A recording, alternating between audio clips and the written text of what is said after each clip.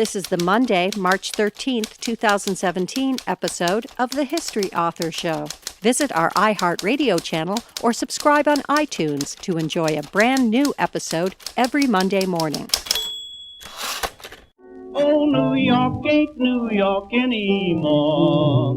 How I miss those old pals of mine.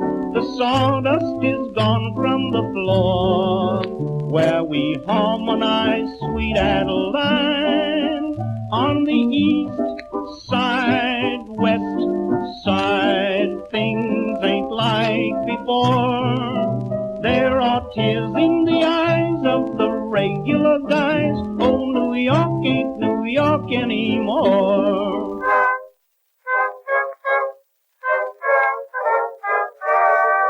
Hello and welcome.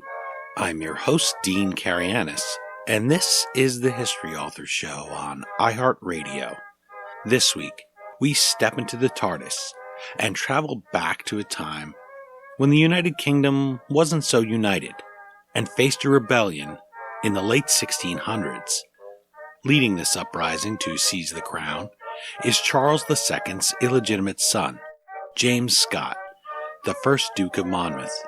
Joining us to dust off the Duke's reputation and give us a real picture of this much maligned figure is Dr. Anna Keay, author of The Last Royal Rebel, The Life and Death of James, Duke of Monmouth. Dr. Keay earned her Ph.D. on court ceremonial in the reign of Charles II at the University of London, and acted as curator for historic royal palaces, as well as Properties Presentation Director of English Heritage.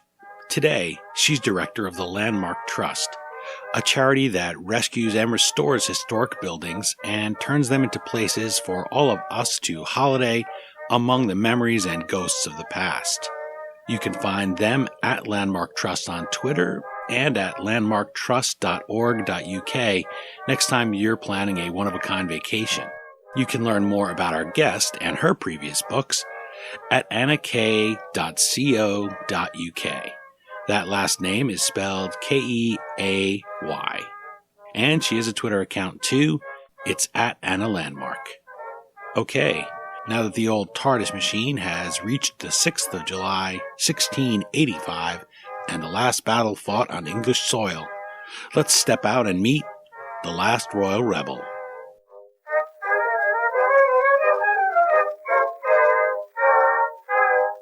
I'm joined on the line from England by Dr. Anna Keay, author of The Last Royal Rebel, The Life and Death of James, Duke of Monmouth. Thank you for making time to chat with the History Author Show. Great pleasure. Let's start with your phrase, adored bastard son, because there's a lot of exposition in those three words for the Duke.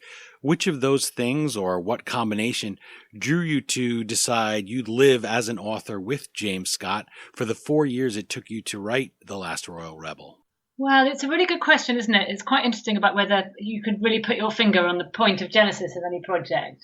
I started off because I suppose I was curious about a figure who always was kind of in the scene, if you like, in the late Stuart court, which is a period and a place that I worked on quite a lot, but someone who I didn't know much about, and who seemed to have a very sort of cartoony reputation, if you like, or just to strike a slightly kind of caricature figure insofar as you ever came across him, which is to say he was, incredibly handsome, which is what people said about him, and very overindulged and rather ridiculous figure.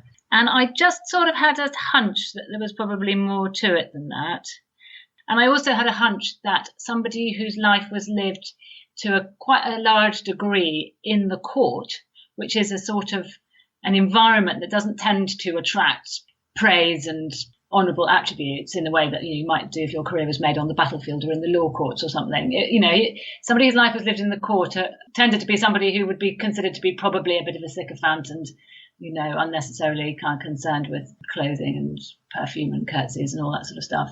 And because I'm very interested in courts, I sort of had a suspicion again that there was probably more to it than that. So it was really because I suppose he was somebody around who I'd seen, as it were, in my wanderings in that world, and who I felt that the general sort of verdict on was probably not the whole story. But I think it's also true to say that I didn't really have any idea of the extent to which that would turn out to be, to my mind, so very much the case, which it did as the project wore on. I love that kind of figure in history, and I love the authors that go and find them and say, after half a day, for instance, Charles Learson, of looking into the baseball player Ty Cobb, he said he discovered that all the things about him, all the stories, were really misreporting and the result of one hack sports writer, a hack biographer. And this is the case here to a large extent. The reason why is, as the old saying goes, if you try to kill the king, you'd better not miss, because James Scott fails, his reputation suffers. The victors write the history books, and nobody wants to be associated with him, and they sort of take any of the glory later when plots do succeed for themselves. So you list many of those things in the book, and you take up for the guy. We all want those things written about us, or would want them. If somebody was saying we were horrible people in 100 years, you'd want somebody to take the time to set our record straight. Even a description under a museum portrait you include in The Last Royal Rebel is unfavorable and inaccurate. And I wondered what the first steps you took were in crafting the true story when there's so many mistakes in the historical record.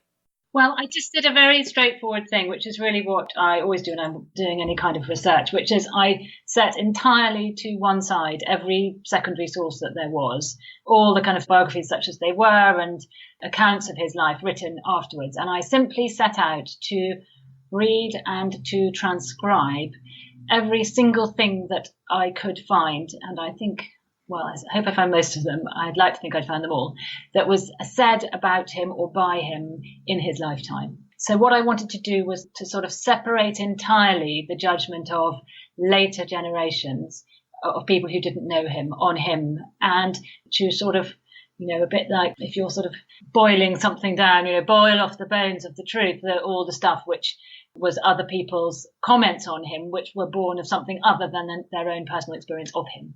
So I gathered together everything that I could find, his account books, his bills that he paid for things that he bought, letters that he wrote, things that were written about him at the time, all of that stuff, which seemed to me to be first-hand material of one sort or another, which was almost all in manuscript.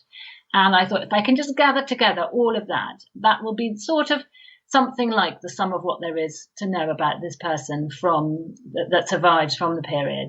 And what I want to do is, having done that, to try and take a clear-headed view of what this tells us about this person that is kind of guided by what people might and did indeed say later on. So that was my sort of methodology, if you like.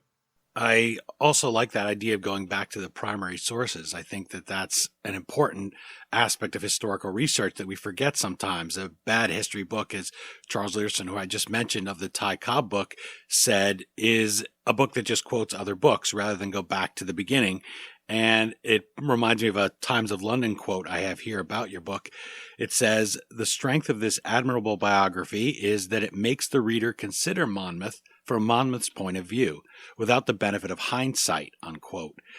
What was his plan here to depose his uncle, and what makes him take up arms here? What political, religious issues? There's a lot going on here at the time, because as David McCullough says, people back then didn't know they were living back then. So put us in his shoes and tell us what makes him rebel.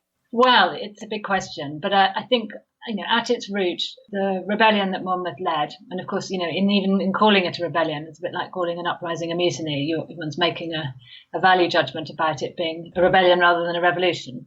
But anyway, in leading the invasion that he led in 1685, he was doing something which was about, as much as anything else, what those that he had formed political partnerships with were determined to persuade him to do. I mean, the context, of course, is that his father, King Charles II, had just died, had declined incredibly quickly inside 1 week in his 50s, and without a legitimate child, Monmouth was his eldest illegitimate child, the throne passed to Monmouth's uncle, Charles II's younger brother, James II, who was a Catholic and a highly authoritarian kind of ruler, a very different figure from that of his brother.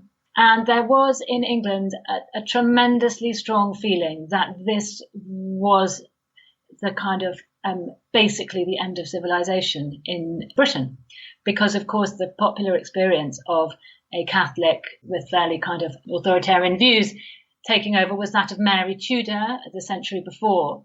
And people were turning to Monmouth, who was the oldest, as I say, of Charles II's illegitimate children, and saying, they will be burning people in the streets once again. Protestants will be being burnt alive, and only you can save England. And it honour and your countrymen are looking to you to save us. So the rebellion, or the invasion itself, was born in part of an incredibly strong sort of moral, almost blackmail that was exerted on Monmouth to do this. Now, the point being that he needed no persuading that James II would be a terrible king, and as indeed he turned out to be. Monmouth was totally clear about that. What he was sceptical about was their chances of actually succeeding in invading England, because he had run the army himself for the best part of 10 years. He knew exactly what the risks were, which were very great in a very conservative age. And so he had started off firmly with the view that although it was incredibly regrettable that James II had succeeded, and indeed he may even have poisoned Charles II, that probably rebellion was a very bad idea. And he was persuaded during the course of a few weeks in the spring of 1685, out of his initial determination not to be involved in an invasion, he was persuaded to do it. And I think the reason that he was persuaded, whereas, say, for example, William of Orange, who might also have invaded then, was not, was because these arguments about what honour requires and about everybody's expectation that he should lead, sort of arguments made more to the heart than the head, if you like, were ones that Monmouth was particularly susceptible to, because he had a very acute sense of honour. And so he set about trying to make it work, trying to make an armed invasion get off the ground once it got to England. But it was an enterprise I think that he fundamentally knew was doomed from the start. But he went nonetheless. We spoke about the Duke's early life a little bit, or invoked it, him being an illegitimate child. Talk about this tug of war between his parents. Well, Monmouth, and I'm going to call him that, although he wasn't a duke at this stage, was born to, his parents were both 18 when he was conceived. And so he was born to very young parents, and parents who had just had a kind of night of passion. There wasn't a proper relationship there. And it was when Charles II, as he would become, was in exile just before the execution of Charles I, that a sort of steamy night was spent by the young Charles with a very beautiful, also British exile in the Low Countries. And the product was her being pregnant and the birth of this boy. And that was sort of fine. And illegitimate children were not at all unusual in very high status families at this period. But the trouble was that as the little boy grew up, as Monmouth grew up, his mother, who I'm afraid was somebody who one longs to write a rehabilitation of, but actually the evidence does not bear it out. She was a pretty nasty piece of work. I mean, she herself had a difficult life, so one can think of an explanation, but nonetheless she was. And as her behaviour got more and more erratic and indeed criminal, the fact that she had with her the child of Charles II became a sort of PR disaster for him, because of course this is the 1650s now, England is a republic. He, Charles, Monmouth's father, was living in exile and trying desperately to persuade foreign princes and indeed various loyal forces in England to back him to invade England. Meanwhile, Oliver Cromwell and his gang were busy pumping out anti-royalist propaganda in London. And it was sort of absolute grist to the mill of this anti-royalist propaganda that this child existed and that his mother was a violent and disreputable woman, because it played into the hands of the Republicans about the Stuart monarchy being a sort of debauched and debased form of rulership, which everyone was glad to be rid of. So in these circumstances, Charles II became more and more and more embarrassed by the news reports that were coming out of The Hague, which is where she was living, that his former lover and mother of his child, Lucy Walter, was trying to get involved in plots to murder various people, and prostitution was insinuated and various other things. And so after various attempts to persuade her to hand over the boy, he went for a pretty drastic approach, which was to commission the kidnap of the child. And not just once. He tried, or his agents tried, on at least 3 occasions to snatch the boy. And they eventually succeeded when he was 8. So it makes a great tale, but in thinking of this man as he would grow up to be, of the impact of being brought up in this incredibly erratic household by his mother, beautiful but brittle and violent, but nonetheless the only family member he had, and then to be violently snatched from her as he was as a boy and then never to see her again. I mean, it's pretty hard not to feel that would have quite an impact on the kind of emotional makeup of a person. He had never met his father at that point, or met him only when he was very, very young?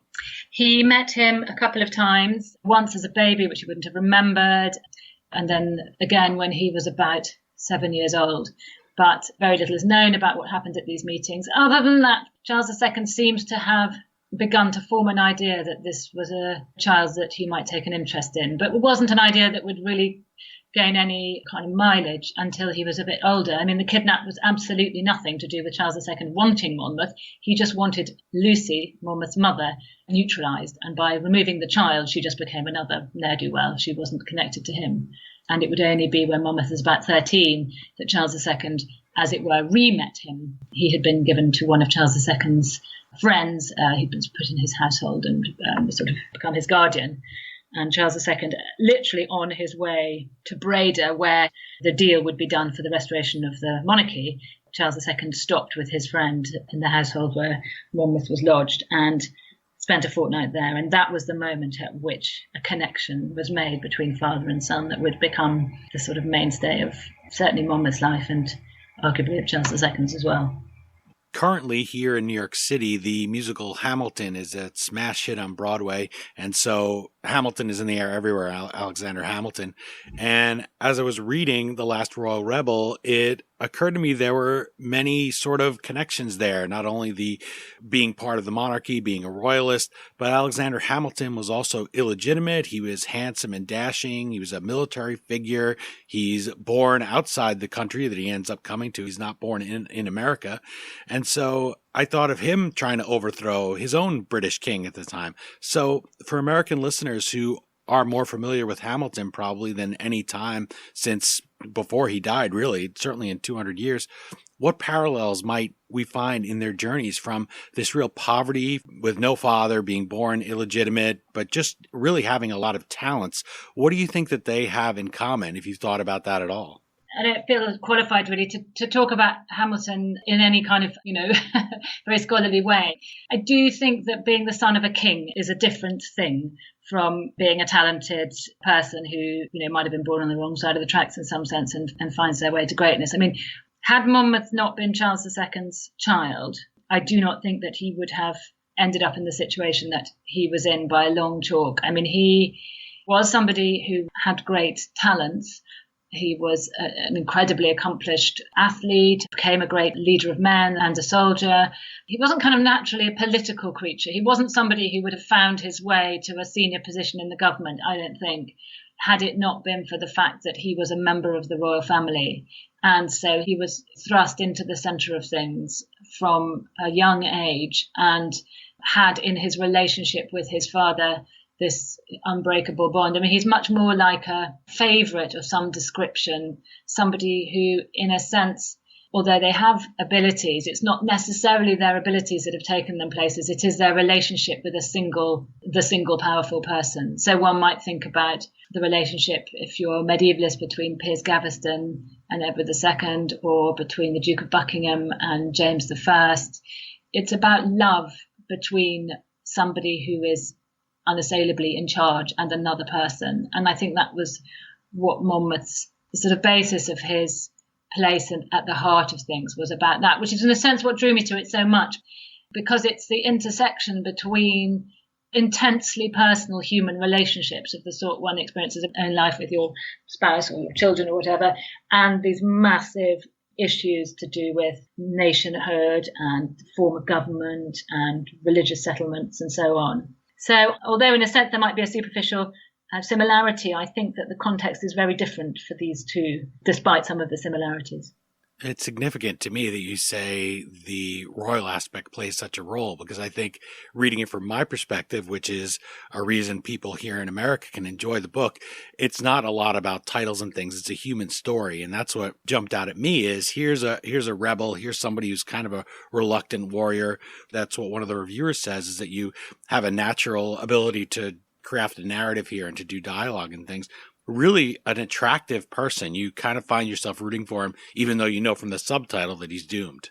Yes, exactly. And I do think that is as well as that being an enjoyable thing about reading a book, and I find that sort of thing enjoyable in reading myself. But it also, of course, speaks to a huge truth about this period in European history, indeed in North American history, which is to say the ruling elite, who basically call the shots, and they do, is a tiny group of people. And the relationships between them are not simply relationships to do with politics or to do with careers or the kind of professional sphere, whatever that might be, business or trade or governing a country. They are also human relationships about the very personal, because with an elite of that size, everybody is connected to everybody else in some way. They've married into each other's families. They've had some kind of encounter which has been personal. They've stayed in each other's houses. They've in some way experience one another in a personal sense. And I think that with that comes both friendships that can make things that you think would never happen, and that can also make enmities that become profound, even when you think on the face of it, these two people surely ought to have been on the same side. And it's incredibly interesting in the case of the Duke of Monmouth, because, of course, there's the royal family, King I and, Charles II, and he dies, and James II, his brother, becomes king, and so on, and William III follows him, and we've all seen the list on our kind of rulers or on the chart on the wall or whatever at school. But, of course, these people were brothers, they were cousins, they grew up together, they fell in love together, they fought at each other's sides in battles, they hauled each other off the battlefield. They were godparents to each other's children. They went to parties together. They watched people they loved dying together. I mean, one of the things that's so moving to me is reading about when the Duke of Monmouth's own son, first son, who was called Charles after his father, who he was so delighted at the birth of, then fell ill, and he, Monmouth, sat at the side of the cradle of this little boy, this tiny little infant. And Charles II heard he was ill and went to be with the Duke of Monmouth as his son was dying, and the two sat together in this vigil. And it just reminds you that just because it was a long time ago, people didn't feel any less grief-stricken or thwarted or hurt, whatever it might be. And when those relationships exist within a hereditary monarchy, they get amplified into these huge things about what happens to a country. And that to me seemed to be completely fascinating. And in the Duke of Monmouth, I felt his life was a kind of, as well as being incredibly interesting in its own terms, was a sort of a keyhole to which you could press your eye and glimpse through it the actual nature of things in late 17th century Europe, insofar as they were played out politically through the Stuart family. So I suppose that's one of the great joys of this period, is that there's enough material around to really understand these people from the genuine primary material, not just from your own supposition and filling in the gaps, really from the primary record, to understand these people as people, and then to understand how their strengths and failings and hang-ups and prejudices could play out on an international stage. Those family relationships and the feelings people had in the past, I just love that, because these pictures that we have, we don't have pictures from back then, but often black and white, and the ones that we do have, very old pictures. And you have a painting, sort of. I said to you before we started recording that the Duke on the cover, he was looking at me and saying, come on, when are you going to talk to my author? When are you going to tell my story, set my record straight? And as for pressing an eye to that keyhole, being in these places where great events happened, where these people had a moving experience like a child dying or birth or whatever it was, or a confrontation or the abduction, those are places we can walk and we can feel closer to that historic moment. And that's something you do in the Landmark Trust, which offers vacationers this chance to live in historic buildings, to go there and stay for a vacation. That's truly a trip into the past. And as I've heard you state when I was researching, you stayed there with your children and they didn't even mention the television once. That was your quote, I think, which seems incredible here in 2017. So I wanted you to describe a little bit how sites like that can help us experience the times of the figures we meet in books like The Last Royal Rebel.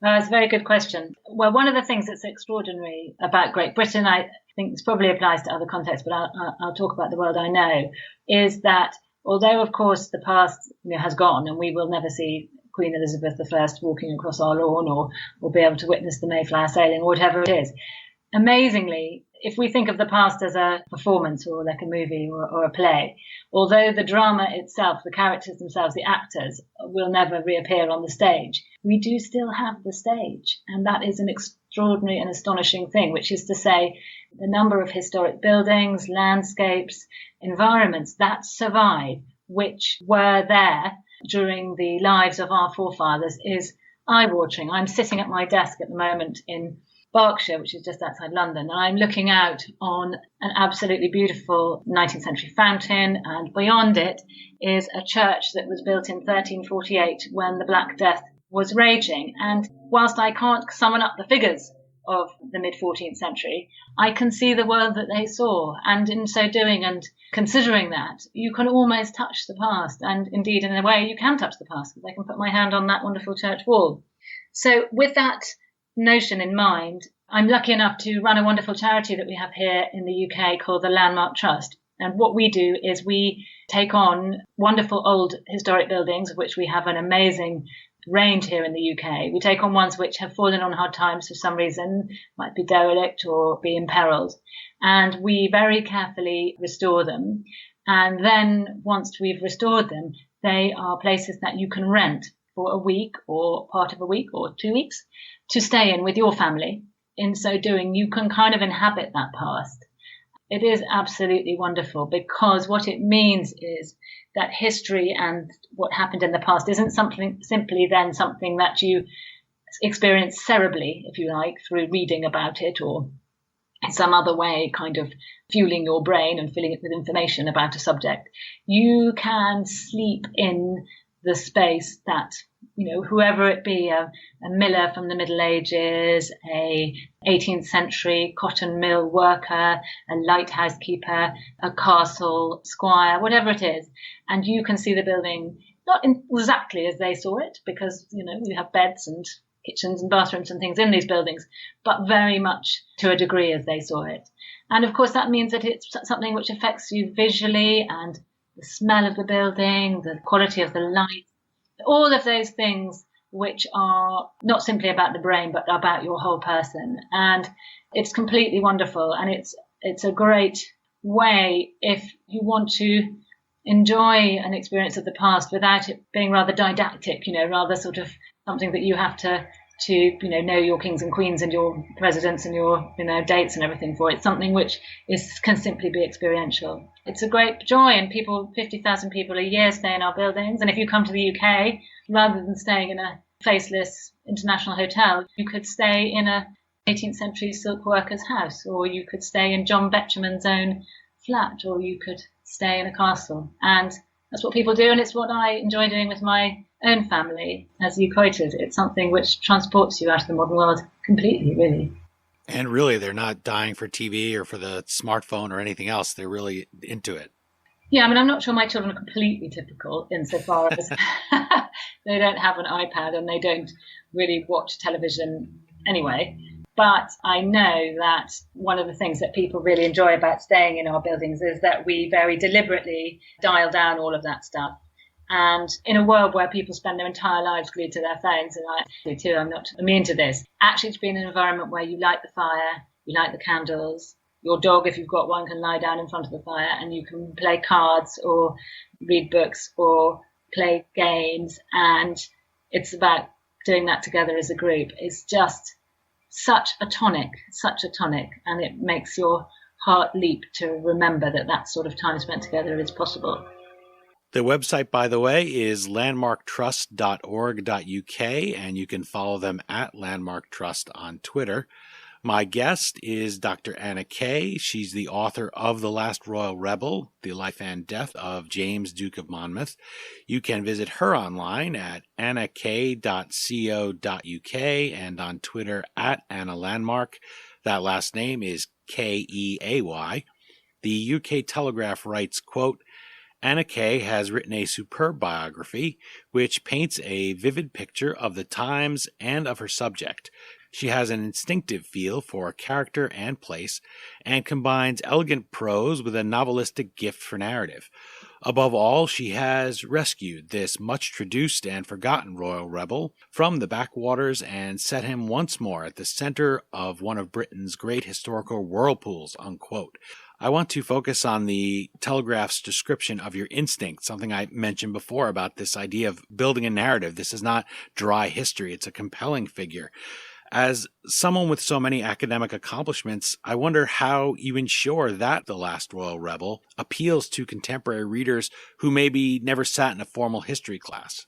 Yeah, that was really important to me. As you say, I had a fairly straight academic journey in doing a PhD, and I've written several pretty straight academic books on various things. But I really, really wanted this to be a book which would have all of that authority, which is to say the quality of the research and the sort of background to anything I'd be saying would be absolutely as high as if you were reading an article in a sort of august academic journal, but that the story should be told in a way that made you feel these were real people and these were real times. And I partly felt that because I thought that's the sort of book that I would want to read. Why should it have to be a choice whether you read something that's right or something that's readable? It should be possible to write something that is both academically correct and sort of rigorous, but also that makes the most of and helps you see the poignancy and the drama and the ups and the downs of what was, as I've said, a very sort of human story. But also it struck me that one thing that you can do, and which I felt that I could probably do, is to summon up for people, or try and summon up for people, what this world was like. Not simply, the Duke of X said something or other to the Duke of Y, but where were they? What did it look like? What were they wearing? What was that scene like if I was to be suddenly thrown into it? What would be the things that I would be struck by? And not simply to let all of those sort of disappear. And because, again, a lot of these buildings survived, places where things happened. And I was lucky enough for many years to be a curator of our royal palaces here in London. So I worked on historic buildings used by the sort of royal court a lot, and wonderfully surviving in our national archives are all the account books for every single bit of repair or refurbishment that ever happened to any of these royal buildings. So you literally know what the colour of the curtains was and what the matting was that was on the floor and so on. And it struck me that if you were to try and combine both getting under the skin of a person, which I was hopeful that with the Duke of Monmouth could be done, with making sense of the politics of the time, and hopefully a way that made sense of them and unpicked them rather than presenting a whole lot of kind of complicated sounding acts of parliament, and then could really paint a picture for your reader of, if you were walking through London in January 1683, what was it like? And this is when the Thames froze, for instance. It's a moment when the Duke of Monmouth was leaving for exile, and the thought that he was leaving for exile not just on any old day, but literally as the water on the Thames was freezing so solidly across that a great frost fair was starting there, and bear baiting was happening on the Thames, and the great oak trees of the parks were literally splitting as the temperatures dropped so low. It seemed to me not simply to be a kind of colourful padding, but to be something that tried to draw you into what that world was like, and in the context in which these things were happening. Because as we know in our own lives, nothing today happens in a vacuum. All the excitement about change that's going on across the world at the moment is all being played out in a context where we're aware of a wider environment. We're aware of what the sort of human context of these things are. Your new president is an intensely human character, and that's something that is relevant over and above whatever a political program might be. So anyway, I was trying to take all those things together, which it seemed to me both would make more sense of the events that were happening, but also for a reader would be hopefully a kind of rich experience as far as reading and gaining enjoyment from reading goes. Speaking of that idea of you bringing this human feeling to the book and to your research, I read one review, and in it they use a term that I don't think I've ever read or would read for a male historian who admires his subject, who puts this feeling into it. The reviewer twice refers to you as weak in the knees over James Scott, and that prompted me to wonder what challenges you faced as a woman in the field. And when some people still say historian or still hear historian, they're thinking of the tweed arm patches and the ascot and faintly smelling of pipe smoke. What was that like? Yeah, it's a very interesting observation of yours. I hadn't actually thought that thought, but of course you're quite right. I mean, it is a rather patronising thing to say about an author's approach to their subject.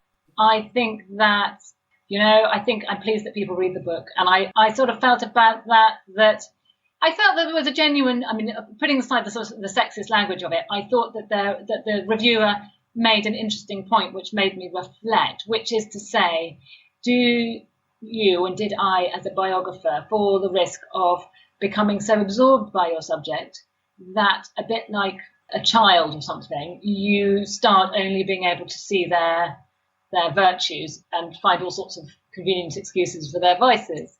It's a good question to ask yourself as a biographer, and I think that I hope that I have been even-handed in it, but it's a fair comment. I do think that the sexism thing is interesting, and somebody said to me the other day, a fellow female historian, interestingly said it, it's interesting that you've written a book about a man. I thought, you might want to write about women. And I said, well... Yes, women in there.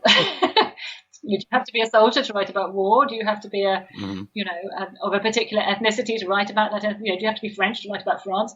I don't think that follows. And in fact, I wanted to write about a person, and that's what I was trying to do. And I also think that one of the things that's really important to register is that it's very easy for historians, who on the whole are a bookish lot, we don't spend a lot of time galloping around on horses, we do spend quite a lot of time in dusty archives, to favour people who accomplish in a context that we recognise and respect, which is to say, we like people who are clever, we like people whose medium is the written word, we like people who make intellectual leaps, changes to an intellectual world, whether it's political or social or whatever. And we tend to undervalue people whose forte might be one that isn't familiar to us, like horsemanship is an interesting example for the Middle Ages in this period, which is to say, in the 17th century, being good on a horse was considered to be just about the best accomplishment you could ever have. We now don't think that's very important, and we historians certainly don't think that's very important, because on the whole, historians don't even know which side of a horse is the front. Yeah. So there is an interesting thing, which is the extent to which a person like the Duke of Monmouth, whose career and success and reputation was tied up so very much in being handsome, in being charming, in being well-dressed, in being a leader of taste and fashion, for those things to be considered not simply not terribly important, but actively the sign of someone rather ridiculous, which I think is what he's been the victim of.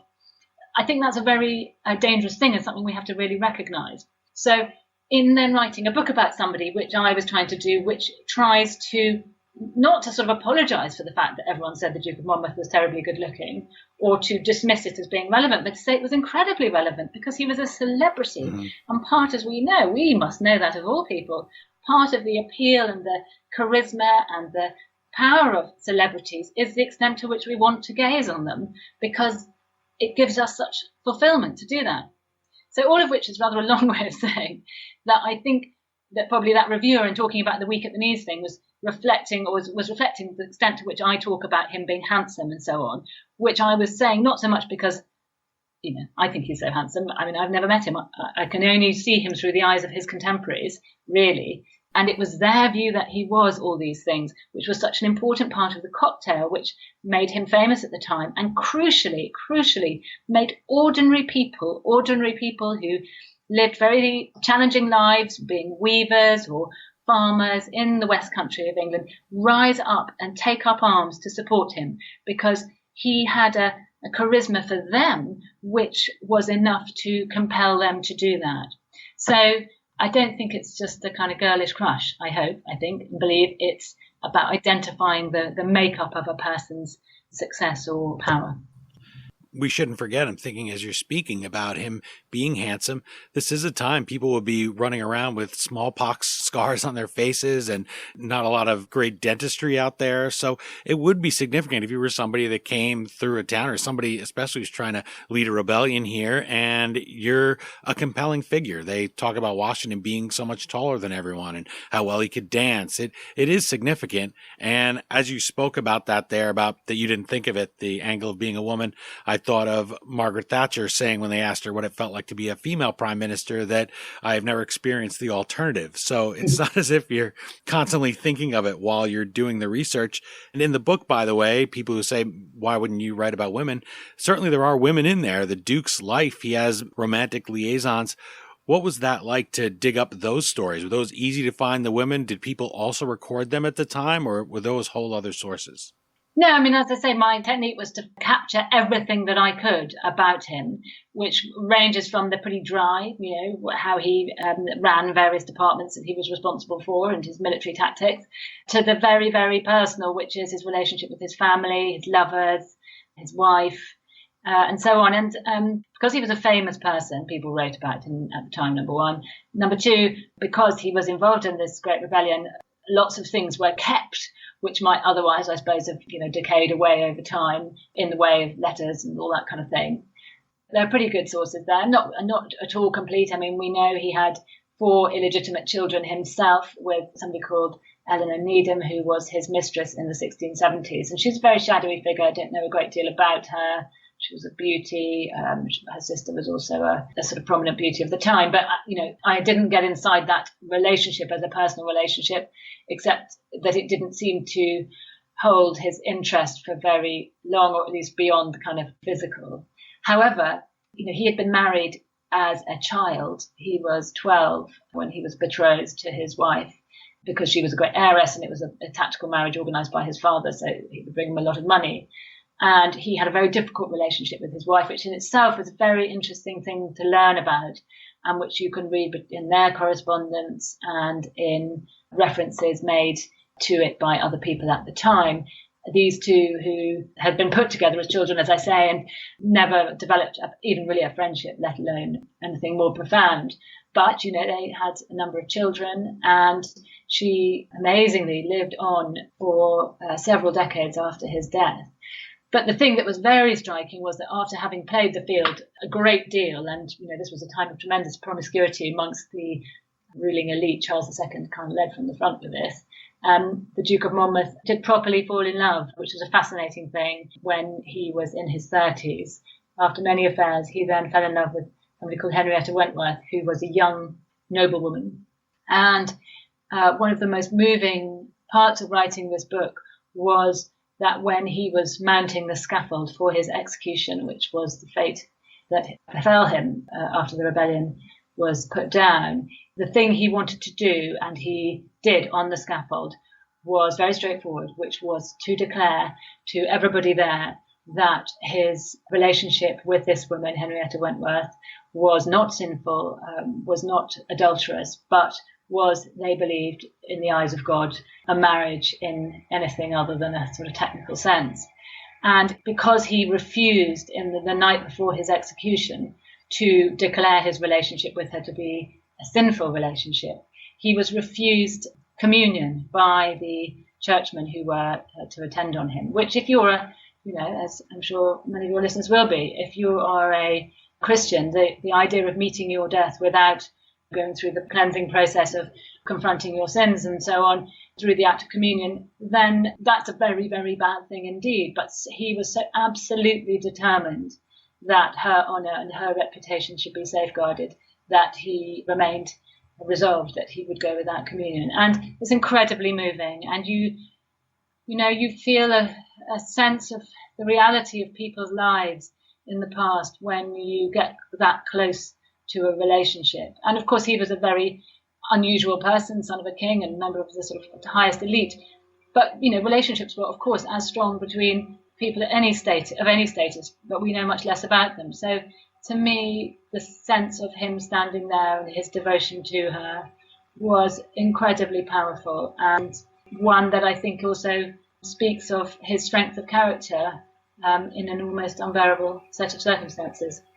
He's literally there on the scaffold, and they're trying to get him to, they want him one thing to say the king is legitimate, that he failed to depose, and they want him to renounce this relationship. And he says, I will make no speeches, I come to die. And it's really a bold and moving story. You would believe that it was a novel if we didn't know that you have all this footnote. It's an amazing death, and people take up for him and like him. Yet after he dies, his foes kind of get a hold of that story, and they manage to make him sort of a cringing, jokish, unserious, perhaps like the Blackadder there, Hugh Laurie's character, silly, indulged guy, but he's really not. And it is very inspiring. And there is a love story in there too. That's something that I don't know that many people today can relate to, being threatened with death or having such deep faith and such deep love. And all of that is at play here in the book. I love it. Yes, quite so. I have one final question. You write in The Last Royal Rebel that despite the Whigs' revival after 1688, when the king is finally deposed, there was no rehabilitation for the Duke of Monmouth. His sacrifice was forgotten, all this heroism we talked about. He became this airhead caricature. How do you hope readers will incorporate the Duke into their wider view of British history after they finish the last page? Well, I suppose my hope is that, obviously there's a kind of a sense of wanting to set right the record in terms of a sort of what it feels to me like a great injustice done to him personally in that caricature that has represented him for so long. But I suppose more seriously, I just genuinely think that, Monmouth's life was a crucial step in the process by which in this country and by extension in other places, the notion was challenged that the person who was in charge of a place, the king in the language of the time, should be king simply because he was the hereditary successor to the previous one, and that what people thought should have no part in it. So that old model, a hereditary model, and where there was no kind of sense of a role for the people, was one which Monmouth was crucial to challenging, because by being such an attractive figure, so charismatic, so adored by the population, which he was, he made it be not just something that became thinkable, the idea that somebody else might become king instead of the brother of the last person or the son of the last person, but that actually it was desirable that somebody else who had characteristics that you approved of, whether it's Protestantism or heroism or charm or whatever it be, that mattered, and that, in the words of John Locke, who was a friend of Monmouth, that government should be by consent of the governed. That shift is one which, we've long understood the sort of political theory story of that, how, John Locke wrote Two Treatises of Government and how that developed during the 18th century and the American Constitution had its place and so on. But actually understanding the sort of sociological phenomenon and how a charismatic person like the Duke of Monmouth standing there as a kind of gleaming alternative possibility, someone you might have as your king instead of someone you didn't like the look of at all, James II, because he was overbearing, he had a different religious persuasion to you and many other things.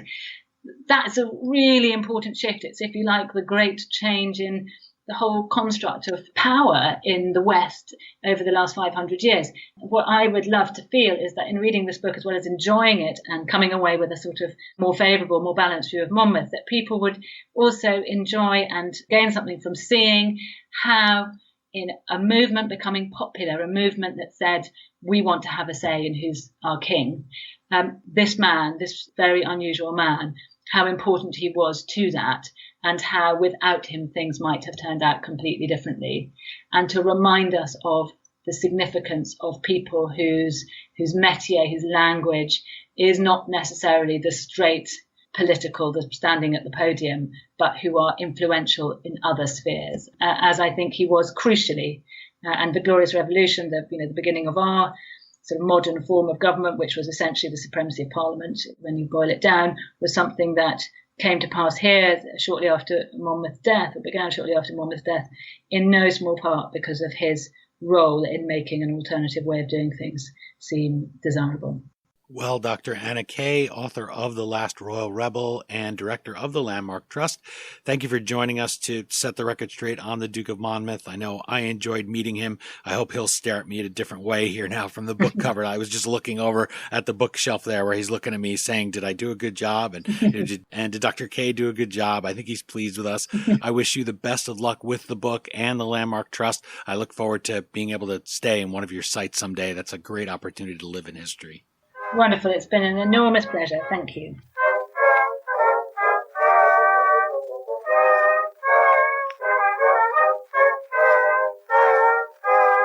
Again, the book is The Last Royal Rebel, The Life and Death of James, Duke of Monmouth. As always, you can find the Amazon link to purchase your copy at historyauthor.com. And we hope you will click through there, or even navigate to Amazon next time you want to buy anything by going to historyauthor.com first and clicking through the Amazon banner.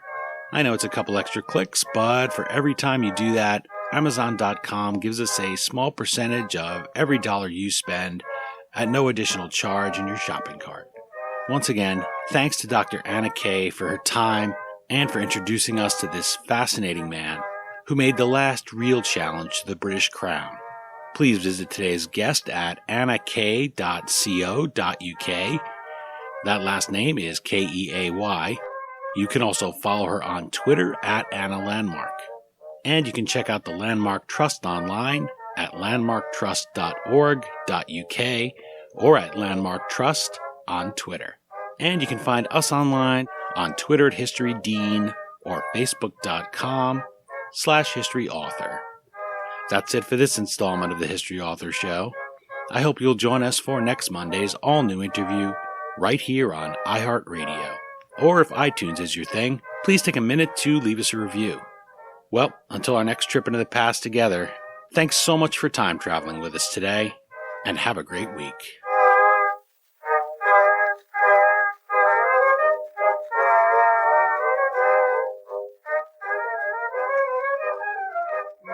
We still call it Broadway, but what's in a name? Take it from Georgie, it isn't the same. On the east side, west side, things ain't like before. There are tears in